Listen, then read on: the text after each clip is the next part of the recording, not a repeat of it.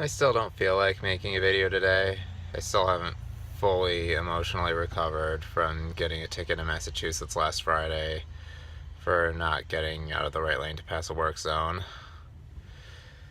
But I feel like today's a day I definitely would have wanted to record if it hadn't been for that. So I think it'll do me some good to make a video today. Now we're at the Flying J in Vandalia, Ohio. And had a busy day yesterday with 2 live loads, a delivery, and then another pickup. We're taking this load to Beaver Dam, Wisconsin, and then after that I'm going to go park in Green Bay for the weekend and visit a whole bunch of my Spiritus friends, which I'm very excited for. Been looking forward to this weekend for months. And I definitely need their help to cheer up from what happened last week. In the name of the Father, and of the Son, and of the Holy Spirit, Amen. Angel of God, my guardian dear, to whom God's love commits me here, ever this day be at my side, to light, to guard, to rule, to guide. Amen. Saint Michael the Archangel, defend us in battle. Be our protection against the wickedness and snares of the devil. May God rebuke whom we humbly pray.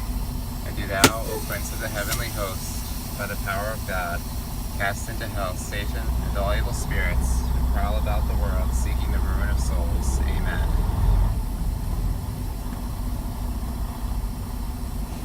Before driving just about anywhere in Wisconsin with the Spiritus team, we would always say those 2 prayers before we began our trips. Whether we were just going around the corner to Mass, or driving 4 hours across the state to go to a retreat.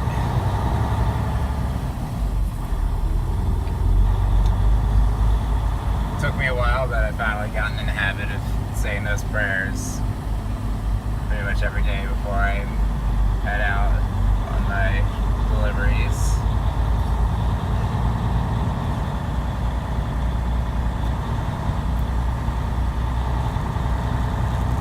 Prior to this week, we hadn't been on I-70 since our week of training with Matt. We'll be getting back on there shortly, taking 70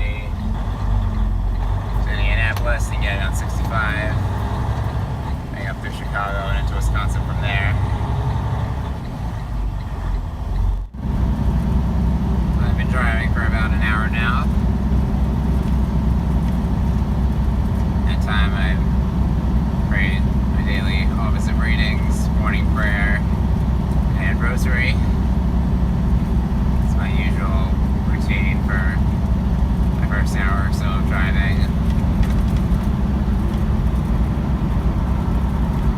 Got all 4 sets of Mysteries of the Rosary on audio, as well as an app that gives me the daily audio for the liturgy of the hours. Usually play all 3 in a row first thing, unless I'm not going to be driving that long, which I might start when I make my first pickup or delivery stop.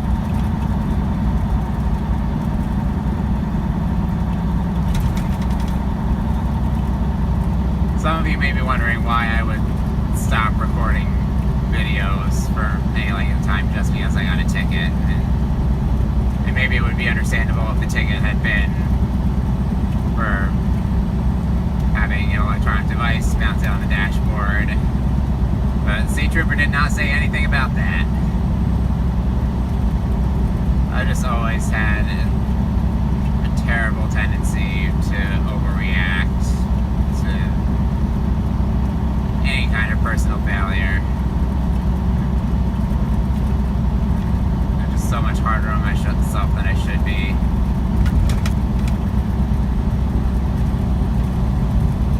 You remember how down on myself I was after the incident at the truck stop in March, right before Easter.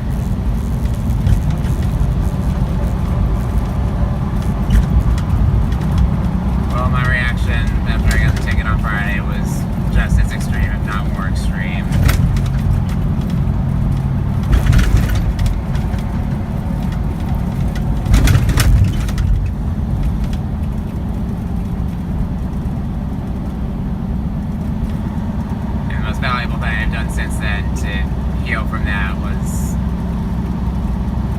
spent last weekend at the terminal, because even before I got the ticket I was scheduled to be at the terminal on Monday for periodic training that they do for all drivers regardless of anything that happens on the road. So I was at the terminal with no work to do for most of the weekend. So both Saturday and Sunday I went downtown to the Adoration Chapel in Carlisle, where I went several times during training back in February and March.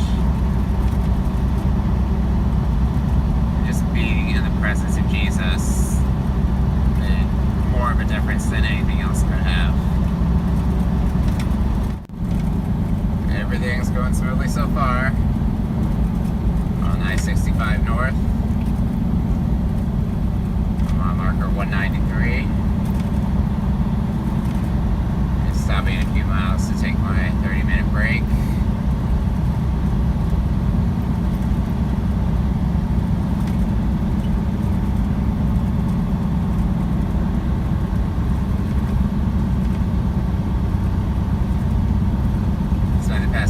Listening to some of my favorite podcasts.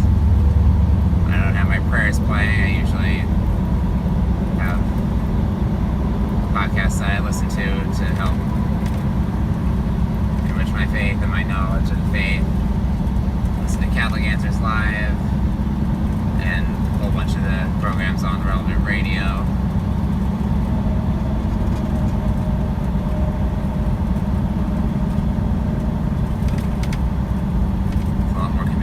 Trying to find a Catholic or Christian radio station wherever I am,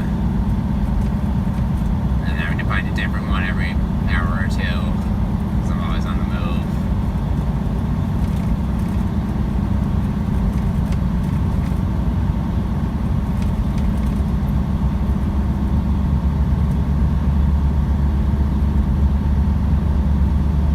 Making a really great time compared to where I thought I would be earlier this week. Having pretty much everything go as perfectly as it could yesterday really helped.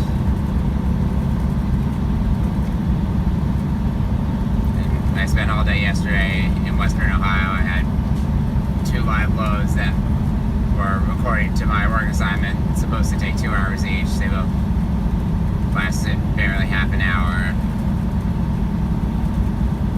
I wasn't even sure if I'd be able to finish everything I was supposed to do yesterday without my 14-hour clock running out, but because the live loads went quickly, I was able to get everything done with time to spare. The only downside was that because I knew I had to be prepared for it to take really long and possibly be running into the late evening hours, I had to pay for a reserved parking spot at the Flying J where I stayed last night, because I couldn't count on finding a free parking spot anywhere else and having time to get there legally.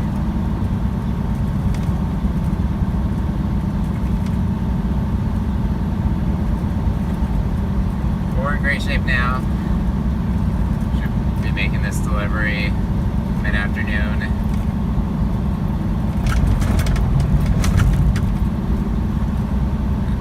I'm hoping that the security guards at the Walmart warehouse where I'm delivering can advise me of a place nearby where I can park for the night. So I'm not sure how many hours I'll have left on my 11-hour clock to be able to go to the nearest truck stops in Fond du Lac, or even all the way to Green Bay.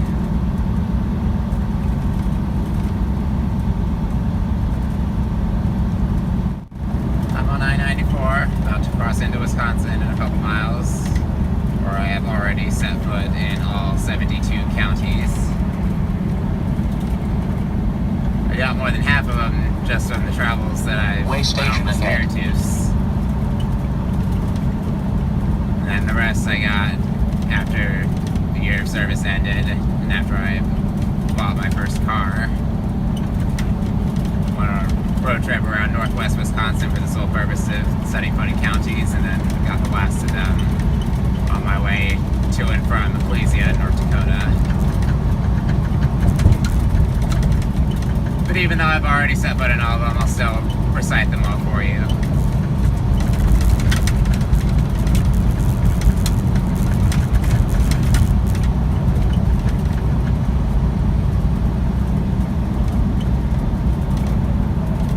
still been going very smoothly. Well, I can't say the same for another trucker here on the road. About 20 miles back, I witnessed a tire blowout for the first time ever. Was never in any danger. I think he was probably about a tenth of a mile in front of me. And he didn't lose control of the truck or anything. It was just a trailer tire blowout. He was able to pull over safely. No one was ever in danger.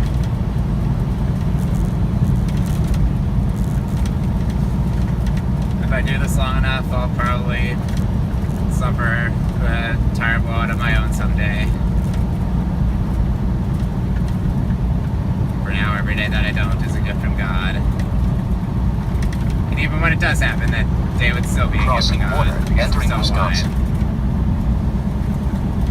Counties of Wisconsin: Adams, Ashland, Barron, Bayfield, Brown, Buffalo, Burnett, Calumet, Chippewa, Clark, Columbia, Crawford, Dane, Dodge, Door, Douglas, Dunn, Eau Claire, Florence, Fond du Lac, Forest, Green Lake, Iowa, Iron, Jackson, Jefferson, Juneau, Kenosha, Kewanee, La Crosse, Lafayette, Langley, Lincoln, Manitowoc, Marathon, Marinette, Marquette, Menominee, Milwaukee, Monroe, Oconto, Oneida, Outagamie, Ozaki, Pepin, Pierce, Polk, Portage, Price, Racine, Richland, Round West, St. Croix, Sauk, Sawyer, Shawano, Sheboygan, Taylor, Trempealeau, Vernon, Vilas, Walworth, Washburn, Washington, Waukesha, Wapaka, Washara, Winnebago, Wood.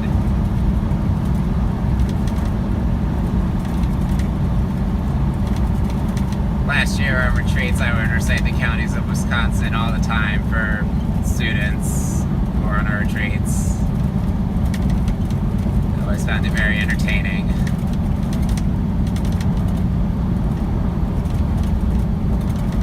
Wish I would have been able to be more social with them,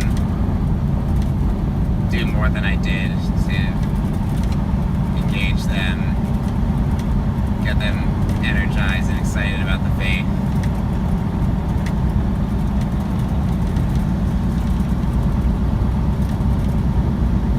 It's never been one of my strengths.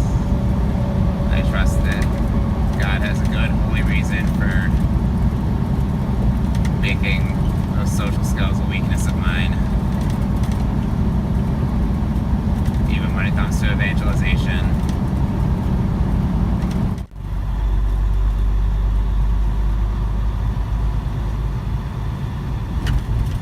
In 800 feet, turn right on US 151 North Waupun.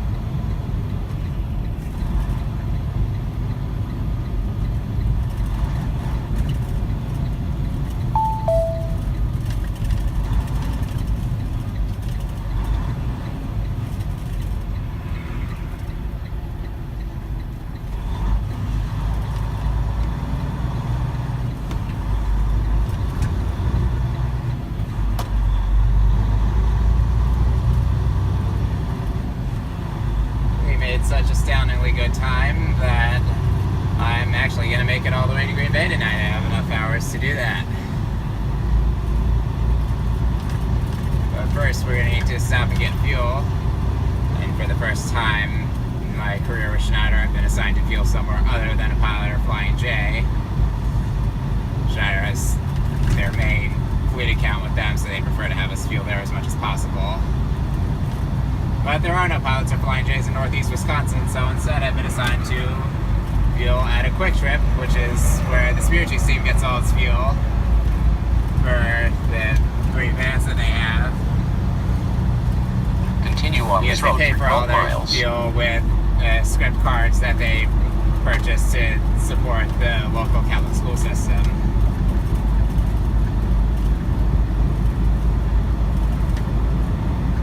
I texted one of my teammates from last year who's still on the team this year and let him know when I'm going to be there. So there is a small chance that some of them might come there to see the truck. Otherwise, I'll just see them all on Saturday.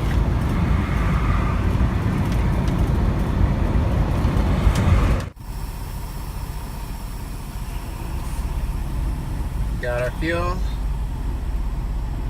And on the way here, I had thought about possibly spending the night here instead of going to Green Bay, but there's no overnight truck parking here.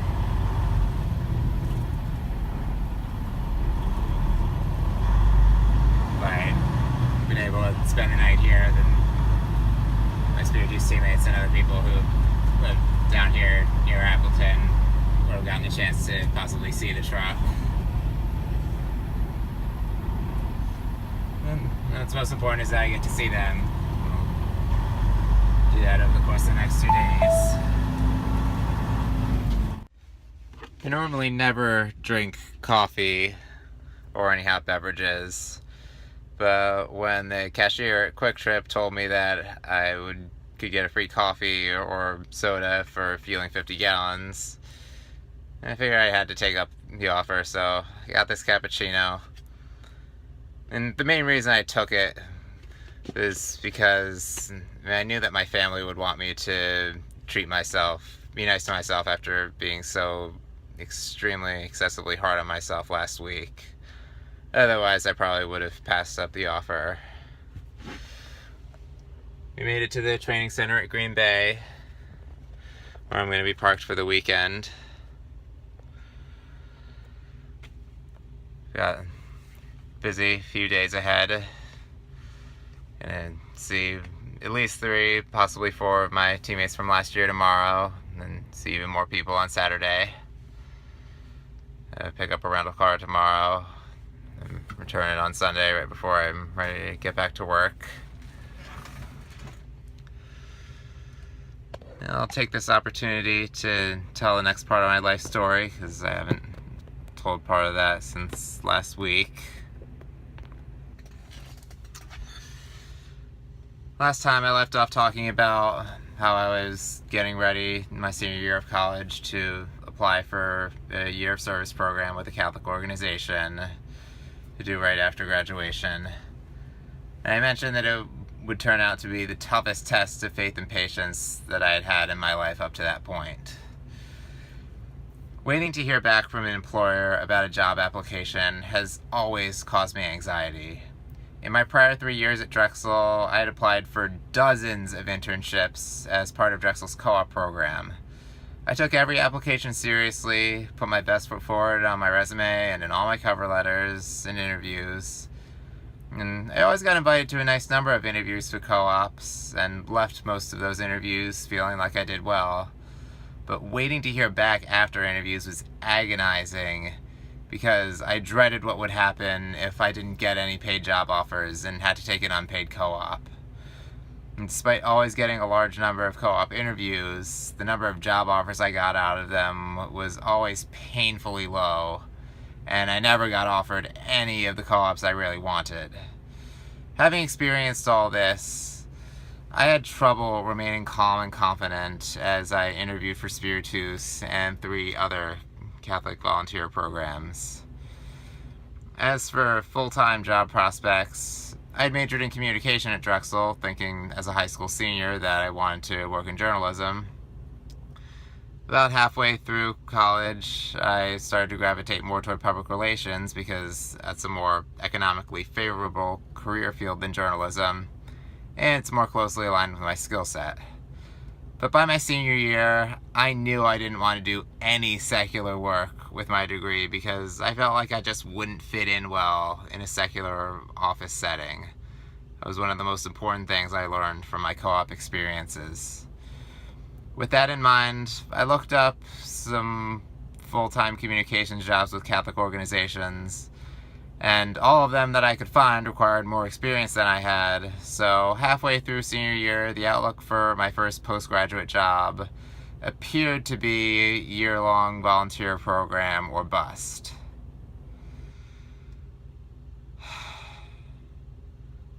I was afraid I'd have to take some embarrassing, menial, low-wage job if I didn't get accepted to any volunteer programs. And the stress I had applying for co-ops wasn't that bad compared to this, because I was only going to be at each of my co-ops for 6 months regardless. But the potential stigma of striking out in my first postgraduate job search was much heavier. I could understand why God might not have wanted me to get some of the co-ops I wanted, because those were all secular jobs. But the thought of God allowing me to be rejected by not only the diocesan vocation director, but also every Catholic volunteer program I applied to was gut-wrenching. because I was now ready to offer my whole life to do God's holy work. And I discerned that I was called to do Catholic ministry work. And I said yes to that call. I kept telling myself that God has a good reason for everything He allows to happen to me. But I still despaired at the thought of my yes to God's call receiving a no in response at every corner.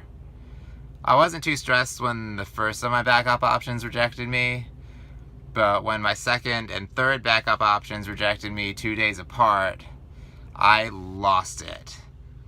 I was a resident advisor in a freshman residence hall for my junior and senior years at Drexel, and when I got that third rejection email, I threw a crying and screaming tantrum just as extreme as my teenage Philly sports loss tantrums in my residence hall room. It was so bad, my residents called the head RA to come up to my room to calm me down. At that time, I knew it was going to be at least another month before I heard back from Spiritus, because they told me at the end of my interview back in January that they wanted to wait until they had interviewed most of their candidates before they made decisions. So, in my panic, I applied to another volunteer program that I wasn't crazy about, but I figured it would be an okay backup to Spiritus. All the while, I was a nervous wreck, thinking about how miserable I would be if Spiritus rejected me. 6 weeks after the third rejection, I decided I'd been waiting long enough and that it would now be appropriate to call Spiritus and ask when I could expect to hear back from them. So I did that, and they told me they'd get back to me by the end of the week. Now, the volunteer program I had applied to after the third rejection was very interested in me and was in the process of scheduling me to interview with one of their work placement sites, but that hardly made me feel any less anxious about Spiritus. I knew God might have His reasons for not wanting me to join Spiritus, but I stubbornly refused to be at peace as I awaited that decision.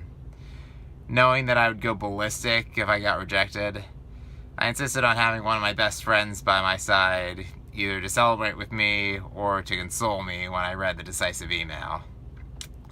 By the grace of God, Spiritus accepted me, and the 4 months between then and when I moved to Wisconsin were pure joy.